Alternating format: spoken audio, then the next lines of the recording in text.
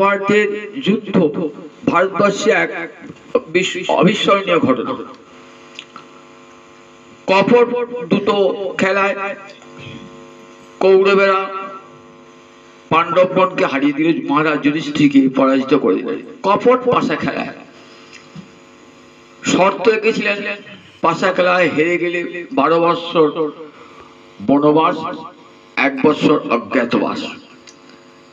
কপট দুটির নিয়ম সব পালন করলেন পাণ্ডবেরা। 5 ভাই দ্রৌপদীকে সঙ্গে নিয়ে চলে গেলেন বনে, 12 বৎসর বনবাস করলেন, 1 বৎসর বিরাট রাজা গৃহে অজ্ঞাতবাস করলেন। এইবার তো ফিরে এসে অর্ধেক রাজ্যত্ব ভাগ দেওয়ার কথা। মহারাজ যুধিষ্ঠির ব্রাহ্মণকে পাঠালেন, দেখো অর্ধেক রাজ্য যদি দিতে না চায় তাহলে 5খানা গ্রামও আমাদেরকে দেবে। 5টা গ্রামের যে রাজস্ব আদা হবে, খাজনা আদা হবে, তাতে আমরা 5 ভাই চলে যাবে। এই সন্ধির প্রস্তাব নিয়ে ব্রাহ্মণ গেলেন, কিন্তু দুর্যোধন রাজি হলেন না। শেষে স্বয়ং ভগবানও গেলেন যে দেখো পাণ্ডবেরা চাইছে, মীমাংসা আসছে, ওরা তো অর্ধেক রাজ্যের মালিক, তাদের 5খানা গ্রামও দেবে না। বলে না, বিনা যুদ্ধে নাহি দিব সূচক্রমে, যুদ্ধ ছাড়া আমি সূচির অগ্রভাগে যে পরিমাণ ভূমি বিদ্যয় তাও আমি দেবো না। বললেন ঠিক আছে, তুমি আজ দেবে না, যুদ্ধ হবে এবং সেই যুদ্ধে তুমি সপরিবারে বিনষ্ট হবে এবং পাণ্ডবেরা বিনা বাধায় রাজ্য ভোগ করবে। আমি এখানে করে চললাম।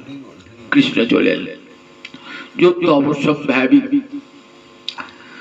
যুধিষ্ঠির তখন যুদ্ধ করতে ইতস্তত করছেন। মায়ের কাছে গেলে আদেশ দিতে, মা তুমি বলো, যদি তুমি বলো তাহলে যুদ্ধ করব। মা বললেন দেখো, যুদ্ধ করবার ইচ্ছা তো আমারও ছিল না, কিন্তু যখন দেখলাম আমার পুত্রবধূকে সবার সামনে লাঞ্ছিত করলো, এত বড় কেউ প্রতিবাদ করলো না, তখন ওই পশু জনচিত যে কার্য করলো কৌরবেরা, তাদের বিনাশ হওয়া দরকার এবং তাদের যুদ্ধ করে সমুচিত শিক্ষা দেওয়ার দরকার। তুমি যুদ্ধ করো।